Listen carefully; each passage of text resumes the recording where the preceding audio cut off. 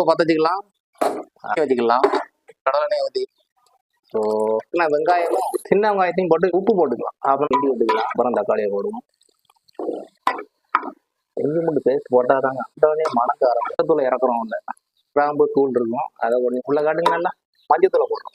கரம் மசாலா ஒரு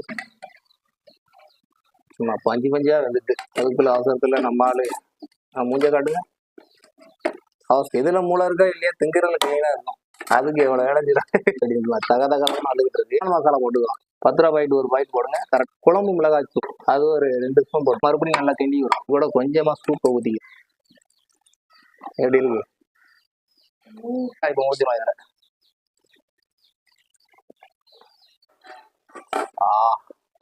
கருவேப்பிலை போடுறோம்.